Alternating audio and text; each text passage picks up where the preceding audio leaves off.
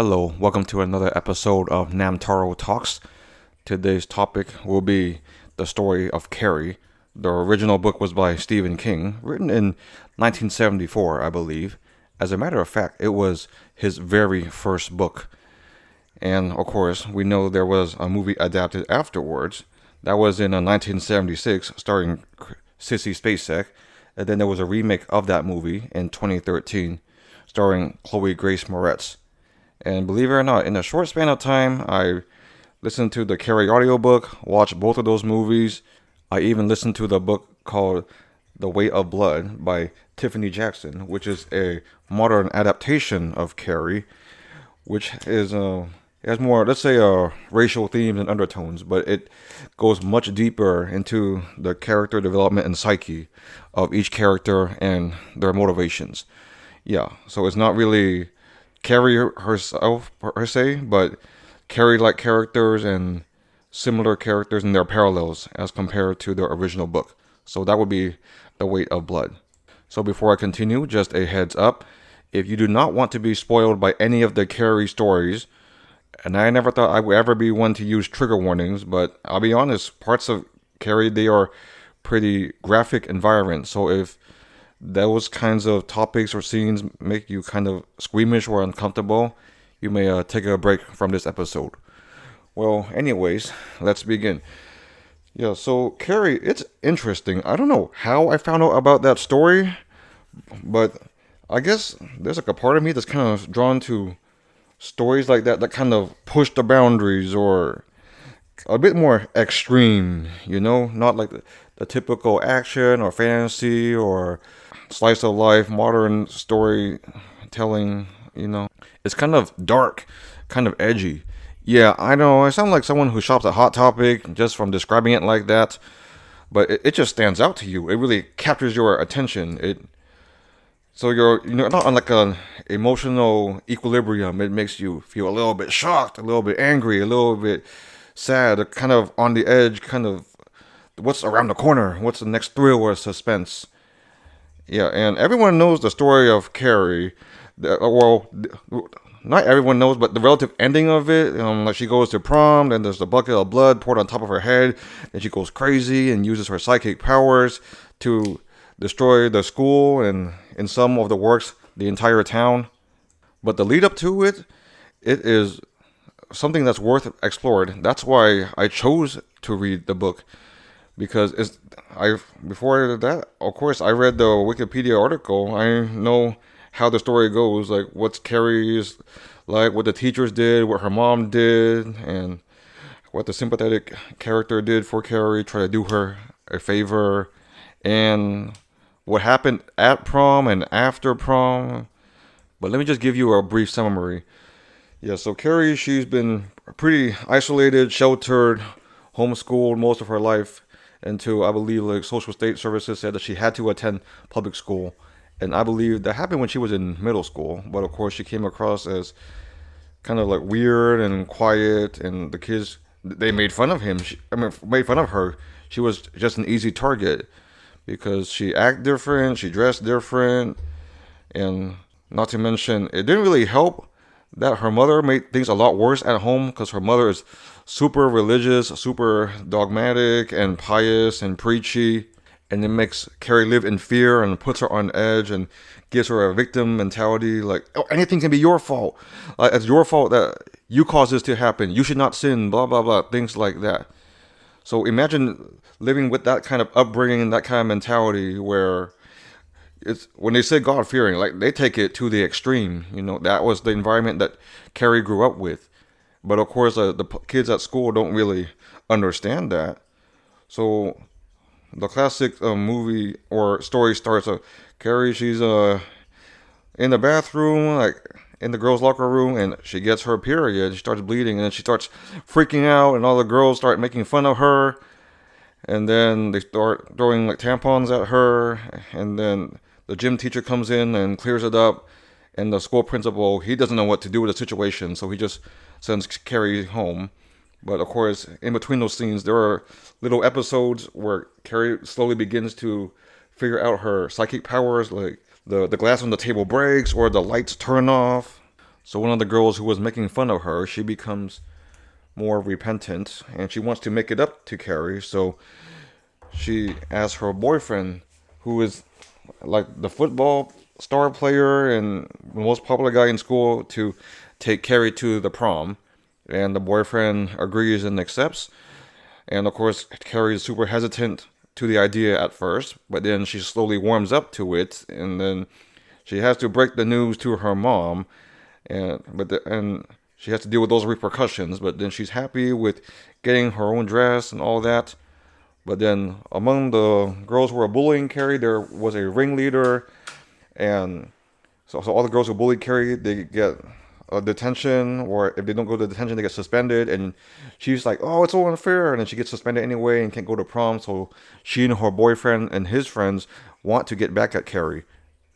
Yeah, so they sneak into a farm, kill a pig, drain his blood, put it in the bucket on top of the school gymnasium beam where they will crown the king and queen. Yeah, I know that's not the best description. Well, anyways, when Carrie's mom finds out about the incident, she blames Carrie. She starts like beating up Carrie. She throws Carrie into the closet and for hours. And it's not the first time she's done something like that. So it goes to show, and the time where Carrie, she needs support and understanding, she does not get that anywhere. And a couple quick side notes: the Carrie character in the Stephen King book, she let's just say she is not very attractive, to say the least. And the bullying well, the thing about the book is that they detail the extremities. I mean, how chronic the bullying was, like how crazy it was, how cruel and callous it was. I mean, they barely alluded to that in the movie, or maybe they just mentioned it a couple of times.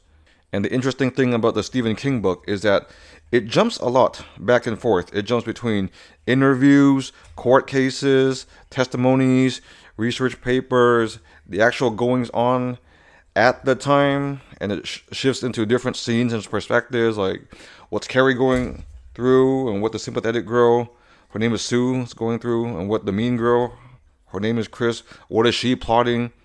So it jumps all over the place, and you already kind of know what's going to happen. They say, oh, these people, they don't know that they're going to die in the next 2 or 3 hours.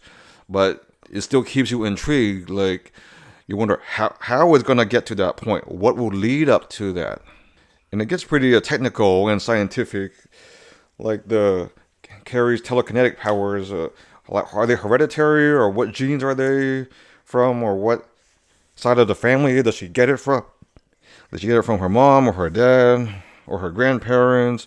Or how did they manifest? Or what other cases were there in the past in other parts of the country?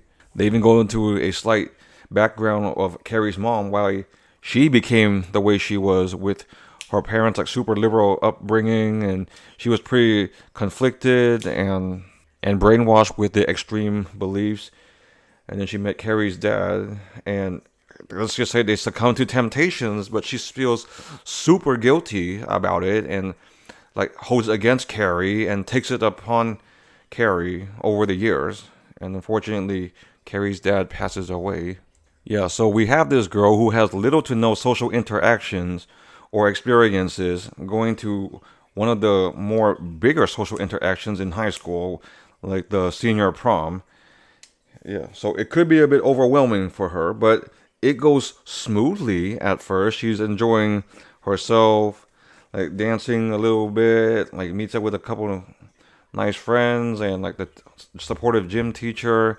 And then the ballots get casted, but of course, Chris, she rigs the ballots so that Carrie and Tommy, Sue's boyfriend, win prom king and queen. So they go into a specific location on stage, but that's when the Chris pulls a bucket of blood and it pours on top of Carrie's head, and she's dumped into with red blood all over her. And then everyone in the gym laughs at her, and then the bucket falls on Tommy's head, and then he dies.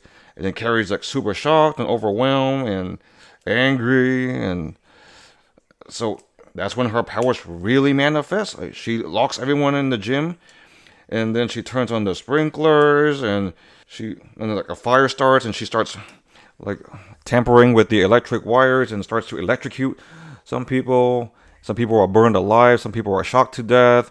Some people are trapped by debris and glass, or like killed or damaged by them. And that's just the school dance.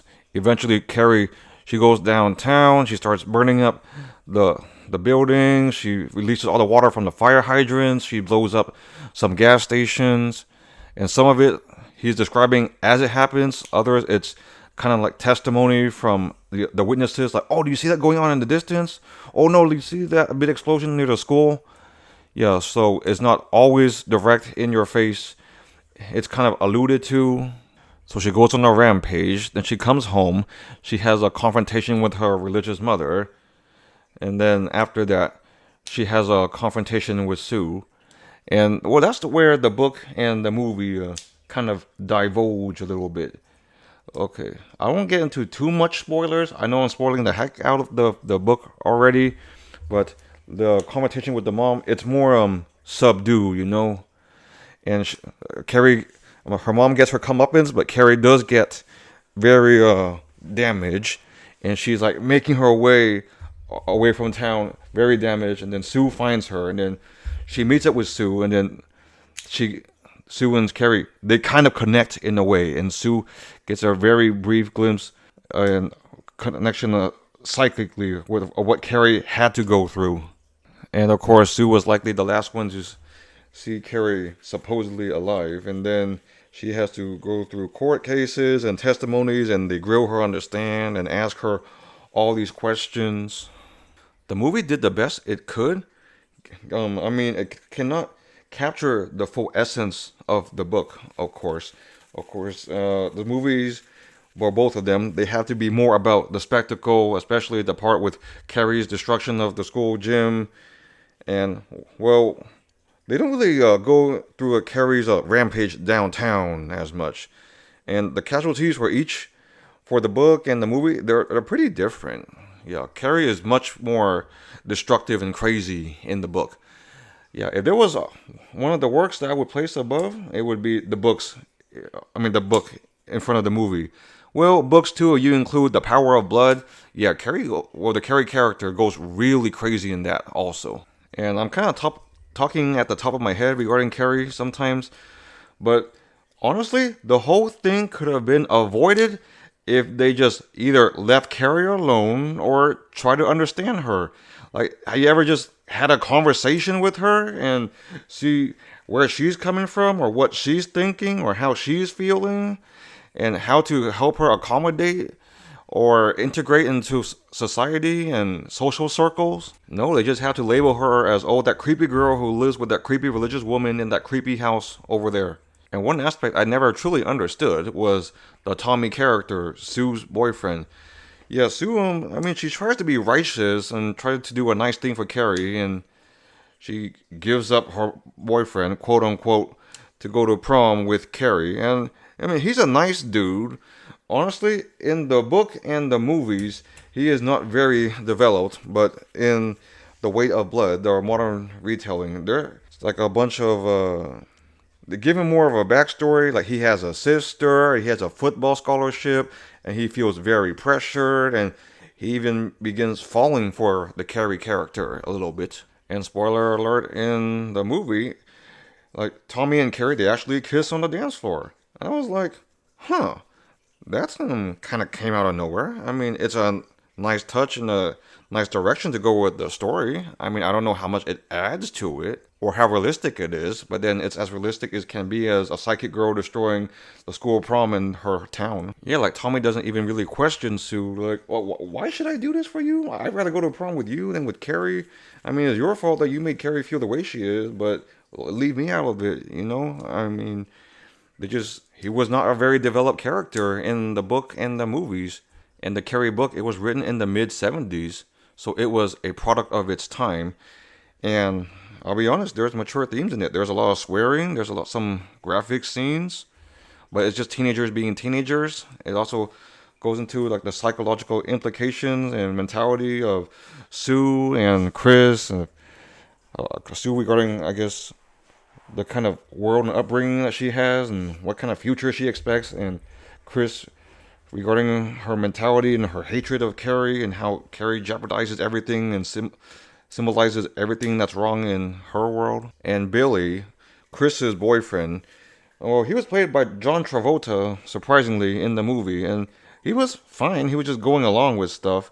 But in the book, he's like super crazy. He's super, let's say, I guess the typical greaser guy, kind of the manly man who is like, whatever, with girls like smoking and fixing cars and super oily and all that. And Chris is all like uptight, socialite upbringing. And of course, they don't really care about age gap as much back then. I mean, that Billy was definitely older, like in his, I'm guessing early 20s, and Chris was like a high school senior, like 17, 18 or something. But of course, they had a passionate, destructive, toxic relationship, which is surprising regarding how young they were. And Carrie itself, it's a short book. It's about 200 pages, give or take. For an audiobook, it's about 8 hours. You could breeze through it pretty easily, but the way it's told, like the way it jumps back and forth, the way it goes between the different characters, the different settings and contexts it describes, it is very interesting storytelling, you know? I can tell why it was acclaimed, why it's a classic, in my opinion. I mean, it's no Jane Eyre or The Odyssey, but it has its place. And the background behind the development of Carrie, it's pretty interesting because Stephen King says that Carrie is kind of an amalgamation of two girls that he knew from the past when he was growing up. Like one was a huge outcast and not very attractive, and I think she had some like physical health problems also. The other one was in a super religious household, and one time he was hired by that girl's parents to like move some furniture or something, and he went to their household and it got like Christian memorabilia everywhere, like life-size statues of Jesus staring at you. I mean, who are we to judge? But that's just Stephen King's experience, and with his, I don't know, storytelling aptitude, he managed to create the character and the story of Carrie. The interesting thing is, it started out as a short story, and he was not very happy with how the Carrie story started. So he crumbled like the first 3 or 4 pages in the trash can, and his wife was cleaning up, and then she found the pages and unrolled it and read it, and she's like, "You have to finish this story." And instead of a short story, it became the book Carrie right now. Though unfortunately, he sold the movie rights for like pretty much like a bag of chips, really, like a very cheap price. Yeah, in retrospect, he could probably get royalties from it. But it was his first book. He was like a starving author, maybe just an English teacher. But it doesn't really matter now. He has like a net worth of like, last time I looked, about $500 million. And so many of his work have been adapted into movies and TV shows over the years. And you keep hearing about how Stephen King, oh, he is such a great horror writer, horror author. Well, the first Stephen King book I ever read was The Eyes of the Dragon, or The Eyes of the Dragon, something like that. That was not a horror book. That was a fantasy book, which had like kingdoms and princes, and I thought it was kind of interesting, but it didn't pretty much like epitomize what Stephen King is known for, like the horror genre, building suspense and writing thrillers. And you hear about many other works over the years, like The Clown from It, and the Dark Tower series, which is another fantasy that he wrote, Salem's Lot, Pet Cemetery, The Green Mile, and we know about the killer car named Christine and the killer dog named Cujo. Yeah, so I was very pleased to consume the Carrie book because it really showed Stephen King's horror chops and where he really started from and how he established himself as a horror author. And Carrie, the character herself, doesn't have a huge backstory, and the world of Carrie doesn't have like giant, extravagant, massive world building or whatever. But the character he describes enough, he portrays enough, is intriguing, you know? Like, it's a complex character. It's not a one-dimensional, tropey, stereotypical character. Like, there are people out there who could relate to Carrie, or they know a Carrie, or they wish they could be Carrie. And apparently there's some kind of internet joke or a trope right now. It's like the I can fix her kind of girl. Well, I mean, we shouldn't really see Carrie like that. But personally, if it was me, I mean, you would try to help her or get to know her or understand her, like see what's going on, so the incident of the prom or the whole town wouldn't happen, you know? Like just as a friend or a trusted authority figure or a confidant or an acquaintance, like just to let Carrie know that there's a different world out there that is not as bad or as crazy or as ridiculous as her mom makes it out to be. I think what makes the story compelling is that it has several relatable themes or themes that one might deem intriguing, like social outcasts or trying to fit in or trying to be understood, or some people they might be a self-insert for Carrie, or they just think, oh, she's cool, she has superpowers, or oh man, like my coworkers suck, or the kids at school suck, or my boss sucks, or whatever. And I wish I could not necessarily do the crazy damage, destruction, and carnage that Carrie does, but I guess as a way, stand up for yourself and assert yourself. Of course, like Carrie-like powers are realistic in the real world, and nobody should have to retaliate against the world like that. But it goes both ways. Like it's kind of like a commentary on society. I mean, everyone has to find their place in a collectivist society, but also it has to have means for everyone to find their place, to fit in and accommodate, and but also be recognized as individuals, like be listened to and understood and related to, or at least an honest attempt to do so. Like I say, Carrie was ultimately very preventable, but her town, her environment didn't allow for that. They just went along with, followed the crowd, went with the status quo, and the catastrophic, crazy, extreme nature of the themes and story of Carrie, it's kind of like a gateway to other works that are among that level. I'll be honest, like a lot of anime is pretty crazy and pretty graphic and pretty extreme. Like, for example, Attack on Titan is like these giant muscular monsters that literally eat people. Or Battle Royale, where 40 students have to kill each other on an island or something like that. Pretty much.